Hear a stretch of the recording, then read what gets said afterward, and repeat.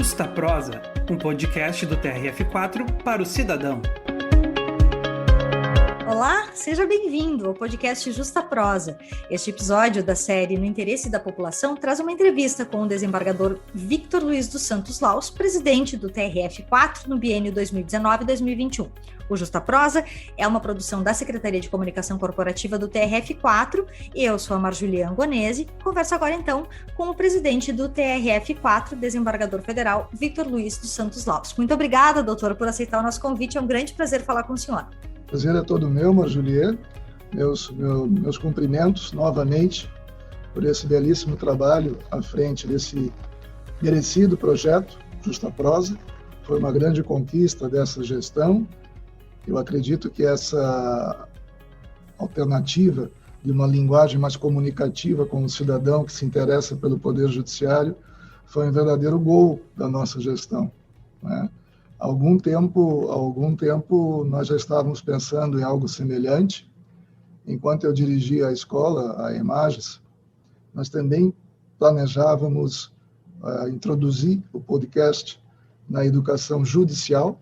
E isso realmente, quando eu deixei a escola, foi assim um legado que eu deixei ao desembargador Márcio Rocha, que hoje é o diretor da Imagens, também está acabando a gestão juntamente comigo, no lançamento do podcast. Então, foram duas linhas, vamos chamar assim, né?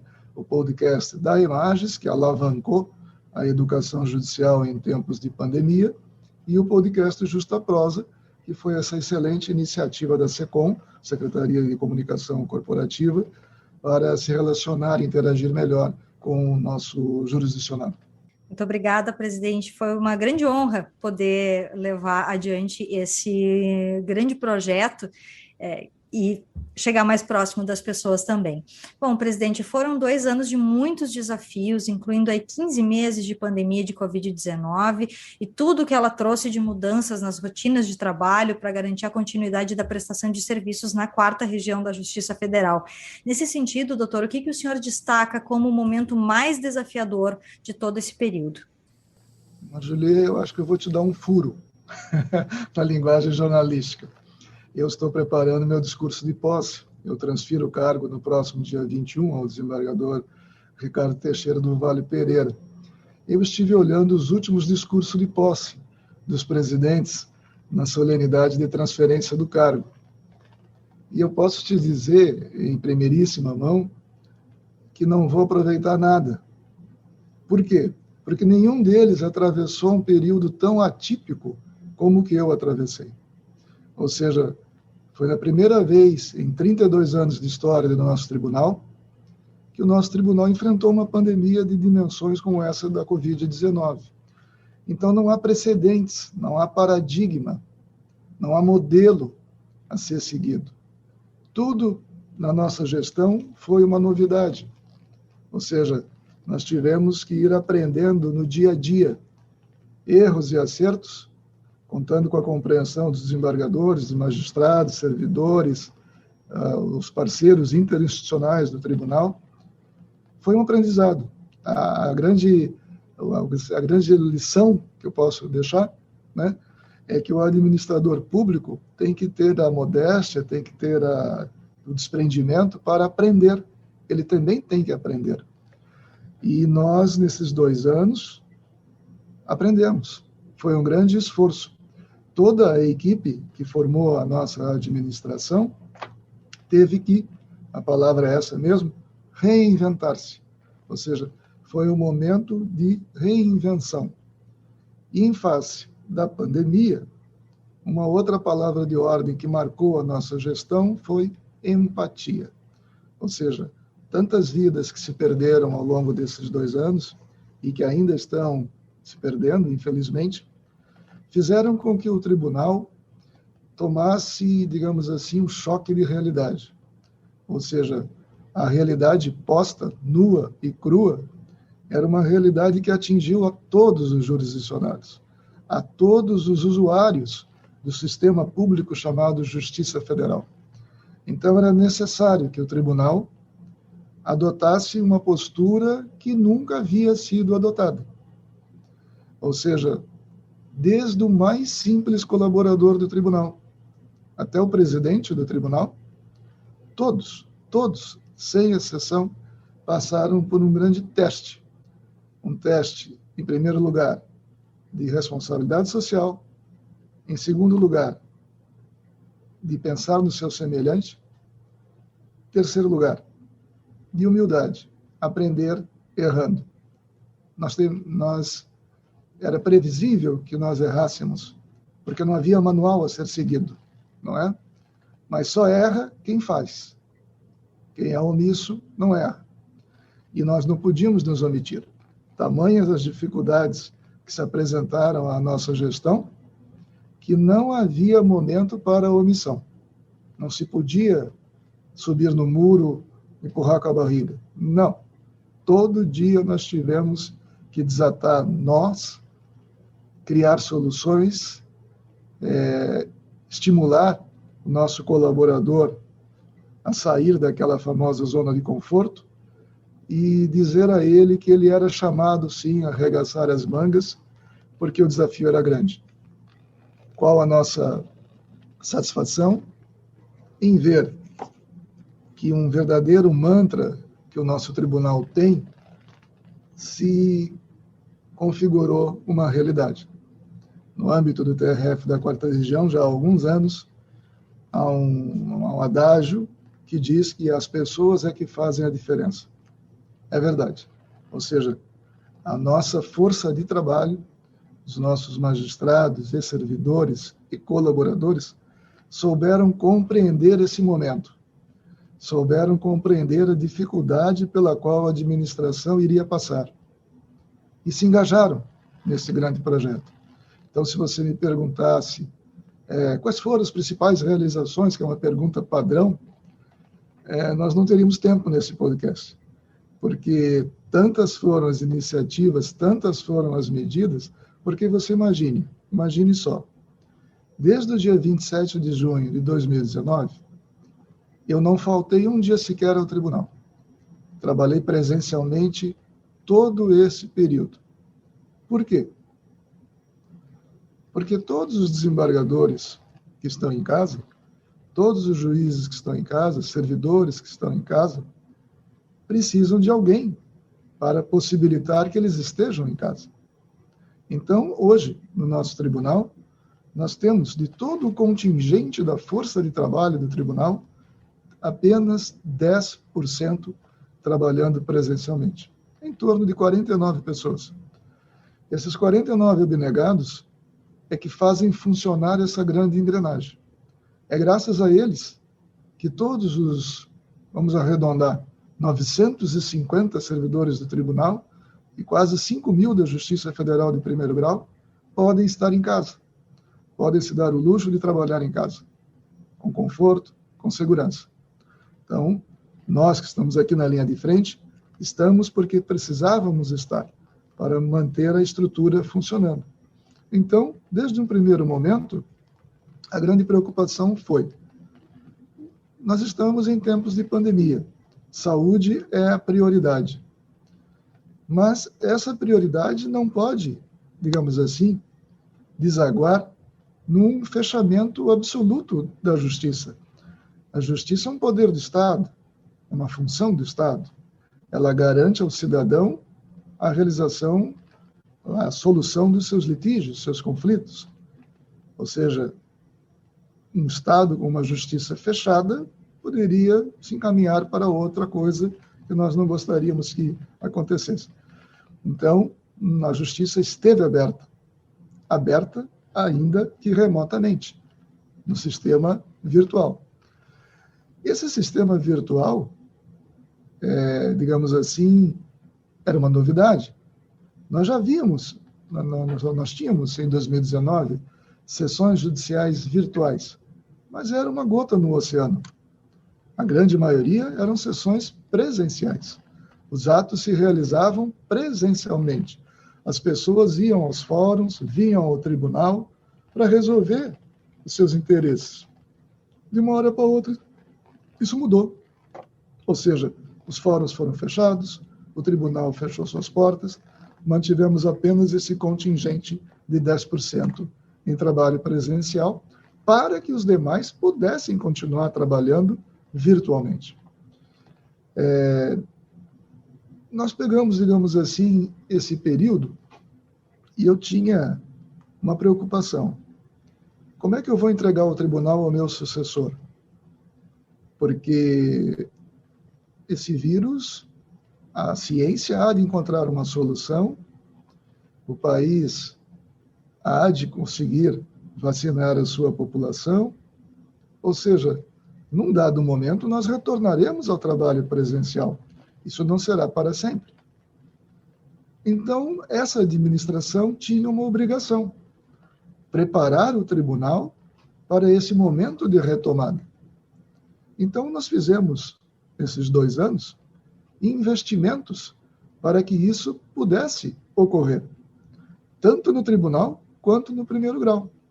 Adquirimos equipamentos de proteção individual, instituímos protocolos sanitários, regras de biossegurança, de modo que, se amanhã, depois da manhã, precisarmos voltar ao trabalho presencial, pudermos voltar, estaremos preparados. Os fóruns estarão preparados e o tribunal estará preparado. Há algum tempo eu desejava investir na acessibilidade das pessoas. E fizemos isso. Criamos, no pavimento térreo do tribunal, uma central de serviços, nos moldes em que há aqui no primeiro grau. Não foi assim, novidade do tribunal. O tribunal, na realidade, copiou uma boa experiência que existe em outros locais. Mas o tribunal estava devedor disso.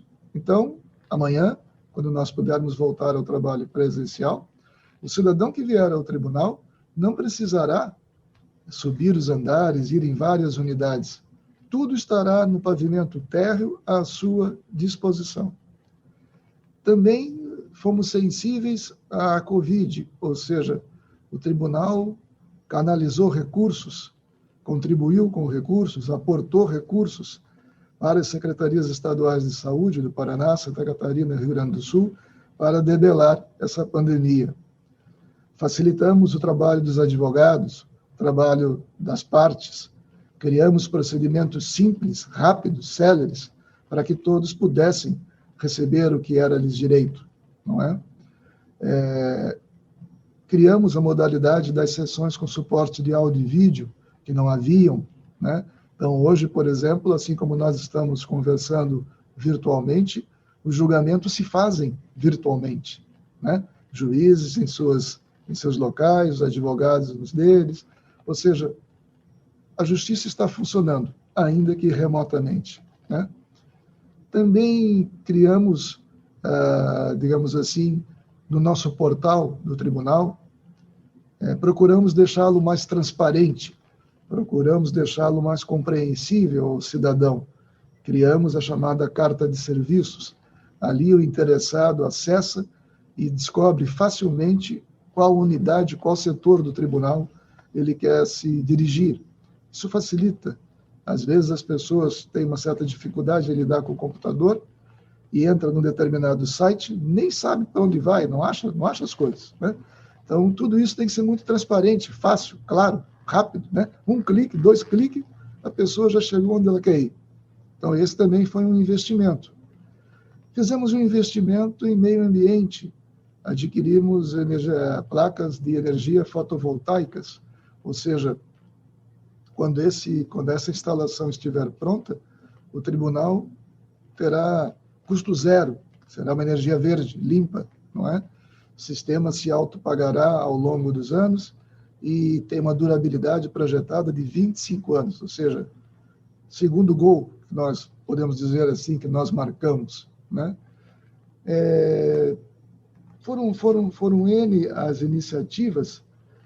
Enfrentamos também, ao longo desses 2 anos, se não bastasse a pandemia, enfrentamos a maior crise orçamentária que o Brasil passou, o chamado novo regime fiscal. Ele caiu na nossa gestão 100%. Ele é de 2016, veio sendo implantado progressivamente, mas em 2020 ele teve vigência plena. Ou seja, a administração teve que enxugar seus gastos, priorizar suas despesas, renegociar contratos, enfim, foi uma engenharia financeira monumental, conduzida pela nossa diretoria financeira, o Capelletti, o Wolff, o Dr. Gaspar, diretor-geral, ou seja, todos os diretores do foro, que foram parceiros absolutos nessa grande caminhada, né? Tanto no Paraná, Santa Catarina, como no Rio Grande do Sul, nós tivemos à frente das sessões judiciárias Dr. Rodrigo Kravitz, Alcides Vettorazzi, Paulo Paim, magistrados com os quais eu pude trabalhar diariamente. Foi um trabalho, digamos assim, 2, 4, 6, 8 mãos, né? Tudo nós fazíamos dialogadamente. E, por falar em diálogo, já encerrando essa resposta, eu não poderia deixar de esquecer o diálogo interinstitucional, ou seja, a pandemia afetou a todos. O tribunal não podia tomar decisões sozinhos. Então, todas as medidas que o tribunal tomou foram tomadas mediante uma interlocução com todos aqueles profissionais que lidam com o tribunal. Advogados, membros do Ministério Público, procuradores da Fazenda, advogados da União, médicos, psicólogos, enfermeiros, sanitaristas, sindicato dos funcionários, ou seja, todas essas entidades que no dia a dia interagem com o tribunal foram ouvidas numa mesa virtual para deliberar ali conjuntamente qual era o melhor caminho, qual era a melhor saída. Ou seja, nós não, em momento algum, imaginamos ter o monopólio da verdade, ou seja, essa foi uma administração 100% participativa, ou seja, nós fomos construindo as soluções, né? Por isso que eu disse no início, se erramos, erramos em boa companhia, porque todos dividiram esse erro. Mas eu, sem falsa modéstia, diria a você, não erramos muito não. A avaliação é uma avaliação positiva, se teve um deslize ali, acolá, foi coisa pequena, rapidamente superado, o resultado é muito bom. Nós entregamos ao nosso sucessor uma administração enxuta, funcionando, atualizada, investimos muito para evitar, por exemplo, esses ataques cibernéticos à rede de computadores, instituímos o login único, autenticação em 2 fatores, ou seja, isso blindou a nossa rede interna de computação. Ainda no segmento computação, que hoje é muito importante, nós tivemos digamos assim, um grande alento em 2020. O nosso sistema eletrônico, chamado EPROC, corria o risco de ser absorvido, ser incorporado e deixar de existir. Foi uma luta que ergueu toda a magistratura do sul do país, junto com todos os parceiros do tribunal, e nós fizemos o Conselho da Justiça Federal recuar nessa iniciativa. Em bom momento, o Conselho reconheceu a desenvoltura, a musculatura do EPROC, é um sistema público, gratuito, desenvolvido pelos nossos servidores, e em boa hora foi mantido tal e qual nas mãos da 4ª Região. Ao lado do EPROC, que é o nosso sistema eletrônico judicial, nós temos o SEI, que é o Sistema Eletrônico Administrativo. Também, eu não poderia ter viajado para fazer acordos de cooperação técnica, eu não poderia ter viajado para explicar como funciona o SEI, mas fiz 49 acordos de cooperação técnica nesse período, todos virtualmente, todos remotamente. Ou seja, o grosso da administração pública federal, entenda-se Presidência da República, tribunais superiores, Congresso Nacional, vários tribunais, vários ministérios públicos, defensorias, estados, municípios, universidades, todos usam o SEI. Isso foi uma grande conquista para a 4ª Região, que consolidou o seu processo eletrônico administrativo, né? Graças ao SEI, por exemplo, foi desenvolvida uma ferramenta que nós pretendemos concorrer ao Prêmio Inovare, é o chamado escrutínio eletrônico. Se você me perguntar, o nome é chique, né? Mas vamos traduzir. Já ouviu falar na urna eletrônica, né? Todos nós conhecemos a urna eletrônica. O escrutínio eletrônico é uma urna eletrônica desenvolvida pelo TRF da 4ª Região. Ou seja, graças a ele, nós podemos fazer todas as votações que eram necessárias serem feitas nesses 2 anos e que não poderiam ser feitas porque os juízes não poderiam estar presencialmente aqui no tribunal. Era necessária uma ferramenta que permitisse que a cada um, onde quer que estivesse, pudesse participar dessas votações. Sem essa ferramenta, por exemplo, nós não poderíamos ter dado posse à desembargadora Thaís Schilling. Sua Excelência foi promovida a desembargadora e tinha que haver uma cerimônia para investi-la na função. Então, graças ao escrutínio eletrônico, foi permitido, foi possível, viabilizado, compor a lista em que Sua Excelência entrou por merecimento e acabou sendo nomeada a mais nova desembargadora desse tribunal. Também podemos promover juízes. A própria eleição da nova administração foi feita graças ao escrutínio eletrônico. Ou seja, são ferramentas que nós deixamos para o futuro. Esse faz parte do legado dessa administração.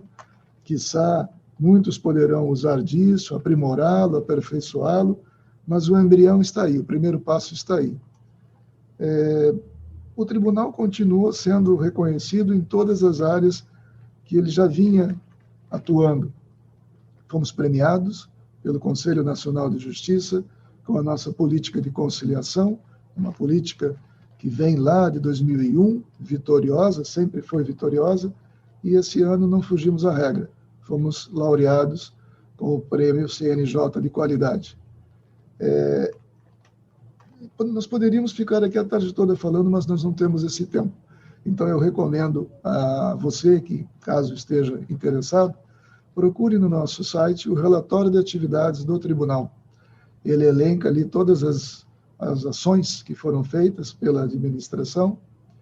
Também, mais para o segundo semestre, será publicado o livro de gestão. Eu fui informado que mais ou menos em outubro desse ano será publicado o livro de gestão. Mas, de qualquer forma, esse é um rapidíssimo apanhado que eu poderia fazer de tudo isso que nós fizemos. Agora, o que mais me gratifica foi trabalhar com esse lema, foi trabalhar com essa palavra de ordem, empatia e reinvenção. Esse sim é o grande legado, ou seja, nós cuidamos da saúde das pessoas, preservamos a qualidade de vida de cada um. Nós sabemos que trabalhar remotamente também traz um estresse, também traz, digamos assim, uma saudade do contato presencial, do contato físico, né? Nós trabalhamos esses 2 anos numa interlocução permanente com a nossa secretaria médica, fomos aconselhados diariamente pelos médicos do tribunal para manter esse programa de saúde mental, porque nós sabemos que muitas pessoas estão acuadas, ansiosas, enfim, tem sido um período muito difícil, de perdas para muitas pessoas, não é? E você trabalhar num ambiente assim é muito difícil. Então, o tribunal desenvolveu esse programa permanente de acompanhamento da força de trabalho.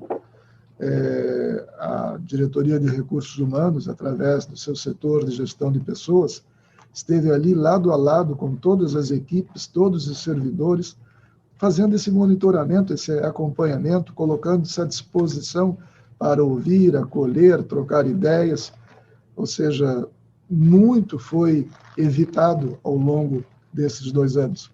O retorno que tem dos médicos do tribunal é que, se nós não tivéssemos feito isso, muitas pessoas ao longo desse período poderiam ter padecido ou até tido problemas de saúde, né? Isso se evitou, com respeito à privacidade de cada um, obviamente, mas eu pedi que eles estivessem ali permanentemente à disposição de todos para que nós mantivéssemos aquele sentimento de pertencimento, né? Ou seja, você tem que sentir que você pertence a alguma coisa. E se você está em casa trabalhando remotamente, você vai paulatinamente enfraquecendo esse sentimento, vai se sentindo angustiado, esquecido, né? Jogado num canto. Não, nós dissemos desde o primeiro momento, fiquem ali, diariamente, procurando, chamando o servidor, estimulando ele, colocando-se à disposição, né?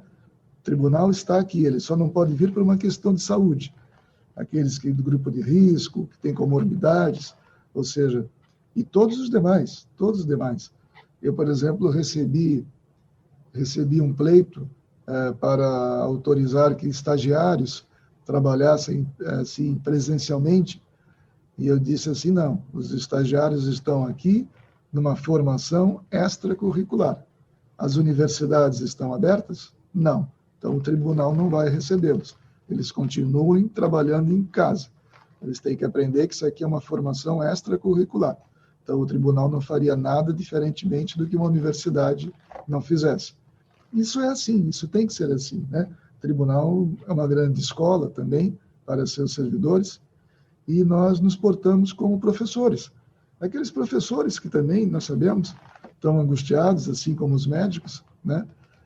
Não foi muito diferente para a administração do tribunal, né? Você falei agora há pouco, 49 pessoas, isso é uma gota no oceano, né?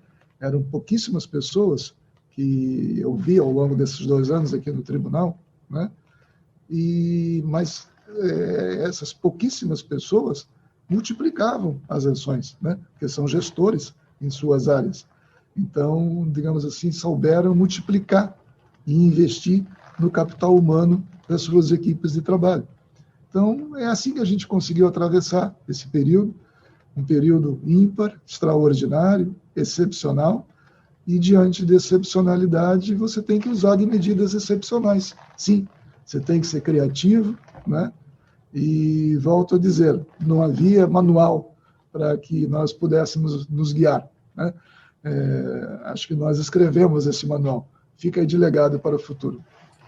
Bem, eu conversei agora com o presidente, desembargador federal Vítor Luiz dos Santos Laus. Eu agora gostaria de conversar com o Vítor.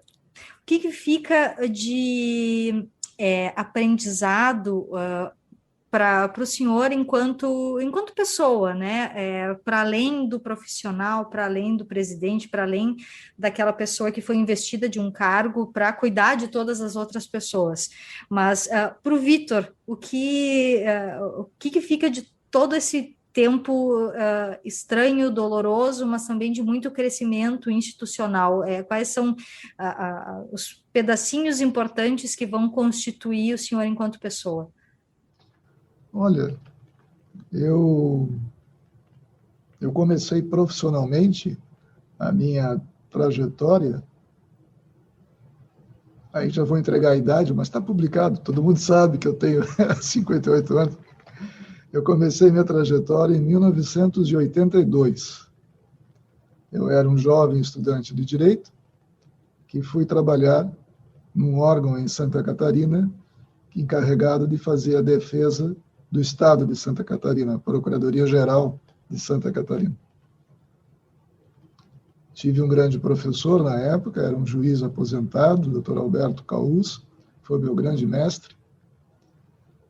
E, graças a Deus, também tive o privilégio de contar com a simpatia dos procuradores do Estado. Eram 7 na época. E eu era um jovem estudante, não sabia nada, tinha lá meus 18 anos. E eles tendo que defender todo o Estado de Santa Catarina, de todas as demandas, ali que foi a grande escola, né?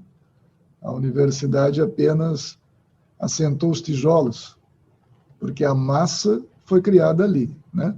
Com 18 anos, eu tinha que ler todos os jornais do país, também fazia, às vezes, de assessor de imprensa da Procuradoria, então eu tinha que saber tudo que envolvesse Poder Judiciário, lia, na época, Globo, Estado de São Paulo, Folha de São Paulo, né?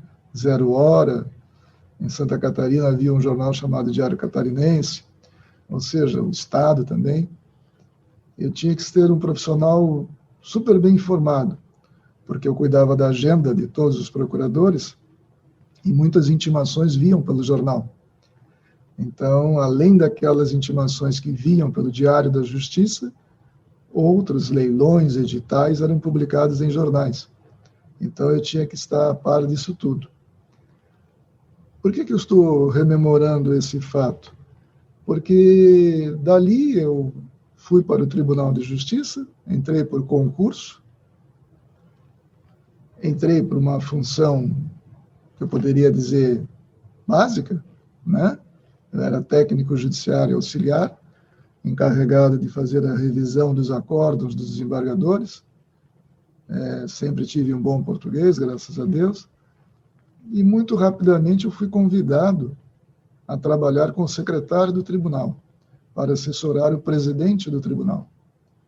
Eu tinha 19 anos na época, ou 20 anos, né? Também foi um desafio. Você, com 20 anos, assistir a sessão do Tribunal Pleno, do Tribunal de Justiça, e ter que assessorar o secretário do tribunal. Hoje o tempo mudou, mas naquela época desembargador era aquele de cabelo branco, aqueles senhores já octogenários, né? E eu era um gurizão ali, 20 anos, né? Enfim, se perguntava ali, o que o estagiário está fazendo ali e tal, quem é aquele estagiário ali e tal, né? O tempo foi passando, veio a faculdade, me decidi na época pelo Ministério Público, fiz um concurso, fui promotor de justiça em Santa Catarina, a carreira estava demorando a chegar perto de onde eu queria morar, larguei, fiz outro concurso, entrei no Ministério Público Federal, procurador da República, e daí quando eu vim para Porto Alegre, atuar no segundo grau da carreira, que tem sede aqui em Porto Alegre, alguns desembargadores aqui do TRF me perguntaram se um dia eu havia cogitado de vir para o tribunal. Na época eu disse para eles, olha, isso nunca fez parte dos meus planos, porque eu entrei para o Ministério Público, magistratura, né, teria que ter feito concurso, está muito tarde para fazer concurso, começar tudo de novo, né? Ele disse, não precisa fazer concurso, tem o 5º constitucional, você pode candidatar-se pelo 5º e eventualmente vir para o tribunal. O tempo passou, eu fiz isso, coloquei meu nome à disposição e acabei sendo escolhido para o tribunal. Entrei aqui em 2003. Ao longo desses 18 anos que estou aqui, eu passei por várias atividades. Quase, acho que foi tudo que um desembargador poderia ser no seu tribunal. Passei por todos os setores administrativos do tribunal. Então, você me perguntou o que o Vitor leva desses 2 anos. O Vitor leva mais uma pedrinha naquela caixinha que ele tem. Ele tem uma caixinha que ele vai recolhendo as pedrinhas que ele encontrou no caminho, as pedrinhas que ele superou. Quando ele supera as pedrinhas, ele bota na caixinha e segue em frente. Quando eu assumi, eu também encontrei umas pedrinhas aqui, e eram grandes. Podia dizer que era um paralelepípedo, né? Eu removi essas pedrinhas e estão lá na caixinha e eu sigo em frente. Estou retornando para a jurisdição, é uma jurisdição que eu ainda não exerci, estou retornando para uma turma de direito administrativo, mas é a minha área de concentração, onde fiz meus estudos. Eu gosto muito dessa área. Então, na realidade, eu estou me encaminhando para a minha aposentadoria, posso dizer assim, né? Já tenho algum tempo de estrada, já.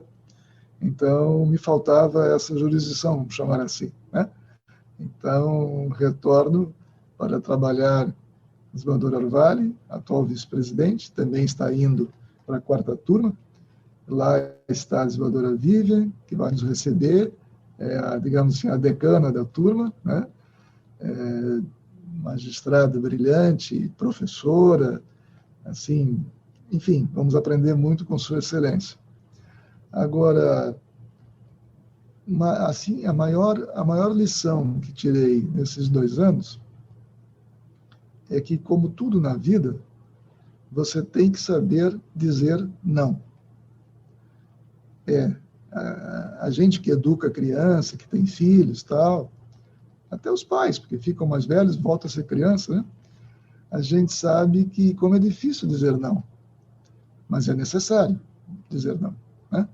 Você tem várias formas de dizer não. E aqui na presidência não foi diferente. Ou seja, premido pela pandemia, premido pelo novo regime fiscal, dificuldades gigantescas do ponto de vista orçamentário, algumas vezes eu tive que dizer não. E é óbvio que isso não me tornou assim uma pessoa muito simpática. Eu chego ao final desses 2 anos, digamos assim, tendo atraído para cima de mim algumas antipatias, algumas incompreensões. Mas isso faz parte do gênero humano. Eu, digamos assim, perdoo, supero quem pense isso a meu respeito. Mas quando a gente senta nessa cadeira, Marjorie, a gente se convence que tem uma missão, sabe? A gente não pode sentar nessa cadeira por deleite, por prazer, por vaidade. Não. Primeiro que você é escolhido pelos seus colegas. Ou seja, já é uma grande demonstração de compreensão, de prestígio pessoal, você ter sido distinguido pelos seus colegas. E sentar nessa cadeira pensando em vaidade, pensando em, digamos assim, visibilidade própria, não, isso não tem lugar. Quem senta nessa cadeira aqui tem um compromisso com o tribunal, com a Justiça Federal da 4ª Região. Tem que deixar de lado a sua vaidade, tem que deixar de lado seus projetos pessoais e focar no dia a dia da 4ª Região, para o bem, para o mal. Ou seja, você pode ser aplaudido, mas vai ser xingado muitas vezes. Muita gente vai ficar contrariado com aquilo que você tiver feito, mas faz parte. Aqui você não está num concurso de Miss Universo, coisa que vale, ou um The Voice da vida, ou um Big Brother, coisa que vale. Né? Você não tem que se preocupar com seus seguidores, com suas redes sociais. Não. Você tem que se preocupar com o dia a dia da Justiça Federal, com o usuário que está lá na ponta, aquele cidadão que precisa da justiça. Você tem que fazer a engrenagem funcionar, e bem, e rápido, e célere, e de preferência barato. Ou seja, você tem que saber usar os recursos públicos, né? Então, vira e mexe, você tem que dar um não ali, né? Então, acredito que isso é uma coisa que eu aprendi, né? Porque quando você é juiz, você diz um não no processo. Você está julgando uma causa. Alguém ganha, alguém perde, né? Sempre é assim. Quando você vem pela administração, alguns imaginam que você vai resolver o mundo, que você vai estar ali para conceder tudo, deferir tudo, ser o rei da cocada, né, bacana, cara simpático e tal. Mas insisto, ninguém vem aqui para ser simpático. A gente vem aqui para trabalhar, honestamente, corretamente e de uma forma serena. Então, o Vitor leva para ele isso, ou seja, a certeza que eu combati o bom combate, como disse o apóstolo Paulo, né? Ou seja, eu não vim aqui para disputar vaidade para ser eleito, seja lá o que for, né? Eu vim aqui para cumprir a minha missão e tenho certeza que a cumpri. E divido esse cumprimento com todos aqueles que me ajudaram. Ou seja, isso não é uma obra do eu sozinho, né? Não, absolutamente. Nós fazemos parte de uma grande engrenagem, né? Direção-geral, todas as diretorias, secretarias, assessorias, vocês da Secretaria de Comunicação Corporativa foram fundamentais para levar ao público a comunicação do tribunal, ou seja, todos que ao longo desses 2 anos se dedicaram a esse grande projeto, chegarão ao próximo dia 21 de junho vitoriosos. Nós estaremos todos de cabeça erguida, transferiremos a administração do tribunal para a nova administração, certo que fizemos o nosso melhor. Isso é o que nos traz paz de espírito. Obrigado. Doutor, antes de mais nada, quero agradecer imensamente a sua tranquilidade em conversar conosco, né, e também em falar desses temas de uma forma tão aberta, tão transparente, e lhe parabenizar por todo esse trabalho que o senhor fez, e como todos os gestores de todas as empresas, de todas as instituições, ou mesmo, né, se a gente pensar na própria economia doméstica, né, todo mundo que teve que gerir alguma coisa, seja o seu próprio orçamento ou o orçamento de uma instituição do tamanho como é o tribunal, nesse ano especialmente de pandemia, soube o que é enfrentar dificuldade, né, e vendo tanto os resultados em números quanto o resultado em termos humanos do tribunal, assim como todas as pessoas que nos ouvem, eu tenho muito a lhe parabenizar por toda a condução desse trabalho de uma forma tranquila, de uma forma transparente, de uma forma serena, dizendo os nãos que todos temos que aprender a dizer ao longo da vida, mesmo que às vezes doa mais na pessoa que está dizendo do que na pessoa que está ouvindo este não, mas eu quero deixar desde já aqui pleno e público meu agradecimento por fazer parte dessa equipe e o parabéns a toda a administração por esse trabalho hercúleo, insistente e perseverante nesse tempo tão estranho, tão doloroso que nós passamos e que muitas coisas foram melhoradas a partir disso, né? Tivemos as coisas ruins, mas também tivemos as coisas que acabaram ficando melhores do que eram antes por conta justamente das dificuldades. Então, novamente, presidente, parabéns pelo trabalho de todos vocês e muito obrigada por poder ter feito parte disso e por nos conceder a entrevista neste último Justa Prosa da segunda temporada, né? A temporada de interesse da população. Muito obrigada, presidente. Eu que agradeço. Muito obrigado.